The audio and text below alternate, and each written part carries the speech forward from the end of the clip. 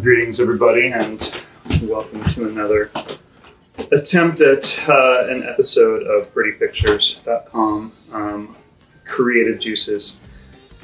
You get to squeeze me for a little bit, juice me for all my creativity. I'm going to give it a shot. It's been a long time. I talked about the fall foliage last time we were together, and I think I'm going to follow in on that, even though it is Mardi Gras today.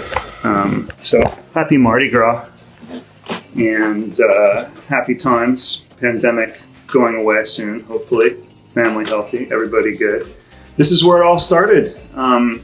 Behind me is the wall of Chris that I built a year ago and started making episodes. Kind of an anniversary, and been all through a lot. Weather, fires, haircuts, and we are now in front of what I consider to be my my signature piece of work up until now. I do have some other ones in the pipeline, but behind me is a picture of Patagonia, and not, of course, the whole region. I went there in 2005 with my wife, Allison Crow. It was a dream of mine. I had always dreamt of going down there, and not sure what I was going to find. I brought a Nikon Coolpix. I bought an old Apple laptop with decent memory, and I had a Mamiya 7 6x7 format film camera. So between the video, the small JPEGs, and then the large format, I got a pretty good capture of a 3-month experience down there. But I was surprised to come across a view like this. I had heard that the leaves turn red in the fall in the far south, in near what's called Ushuaia. Actually, not Ushuaia. It's going to be El Chalten, National UNESCO World Heritage Site, and it's kind of where the classic jagged rocks of the Patagonia clothing symbol comes from. It's an amazing region of spires and glaciers and lakes and fossils. I started off this hike with temperature being around 38 degrees and windy, spattering ice. Then sun came out and I was able to take this photo. Now, I didn't take this photo per se. I snapped it, put it into my JPEG, kept it, then traveled through Buenos Aires, saw a lot of art, and was inspired by a lot of the South American artists. And I think that's what gave me this kind of color, organic shape to it. I really wanted to portray, I don't know, almost a blood red life emulating from within the cold rock and the ice. And printed at 36 inches wide by Lenny Iger, famous darkroom technician, but printed on a Roland Da Vinci printer, one of the most sophisticated inkjet printers out there today. One edition. I'm not going to make a lot of prints this big, but I wanted big, custom matted, framed. Was selling it for $3,000, but we'll see how that goes. It was just an amazing trip, and the fall colors, of course, were very inspiring. I was very lucky to go down there. But I do have some other prints from there too. Pretty large imagery, single edition. I mean, I can't do a ton of these, but I took some of my negative photos and turned them into images, but a lot of these are just from the Nikon Coolpix. You know, the type of printing I'm doing doesn't necessarily require a lot. And these are 30-inch prints. It's smaller than the signature Patagonia print, but that's called Train a las Nubes. I think we're at about 11,000 feet elevation with that train. Lot of fun. But I do need to get those images into a more stable final print. I would love to sell them.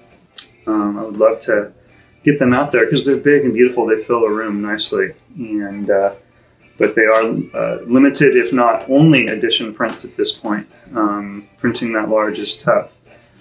But I did have an inspiration recently, and I'd like to thank my friends for, following my Instagram, dog walks and me goofing around on my bike around Napa. But I take tons of photos with my phone. You do what you can with what you have. And I do plan on investing in a new camera soon. But just to get out there and click away, and it's collecting data. And but then again, like this, it's how you present the data.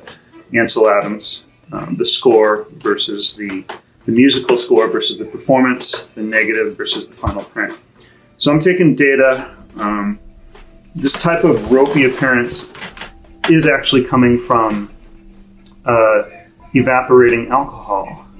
Again, the creative juices are flowing. I printed onto the back side of a piece of photo paper just for fun. The ink didn't soak in. It ran, and as it dried over a couple of days, it created organic patterns that were based on the original object that was photographed. So good with organic patterns. And then, of course, I cut mats and I cut different shapes within to try to bring forward or push back different elements. But while I was at Alston Park the other day, I saw some moss on a tree. Not a very interesting shot, but I just shot 3 or 4 with my phone. Took them apart as layers, punched holes in them, and then put them back together digitally. And it was so easy. I uploaded it right away to my favorite glass printing site, and threw this out there, and you get to see the full reflection. This is a glass print, 16 by 20-ish, 15.5 by 20.5, that I'm very proud of. Even though it's harder for me to do the wet prints like that. This I can do on my phone, and I'm hoping to get some Etsy stuff. But this is literally the very first time I've done anything like this. And I blew it up 16 by 20, and look. And I have a lot more experimentation to go, don't you worry. Art's keeping us afloat. You stay afloat out there. Thanks for watching again. I'll have some more scenic videos. I like being outdoors more, but hope to see you again. I do have 360-degree photos of this room from a year ago, which is going to be kind of fun. But if you see my older videos, just see how I'm hacking it like anybody else. And hope to get some more subscribers. Like I say, Etsy site coming hopefully soon. And of course, any of my images from my website, you can get some good merchandise, mouse pads, mugs. I love mugs. I'm crazy about mugs. Little boxes or big prints. These ones are one of a kind. You got to talk to me. But anything on my website, please help yourself. Talk to me. Enjoy. Have a great Mardi Gras, and hope to get some new episode next month. Get some good scenic photos out there. Okay, thanks. Bye.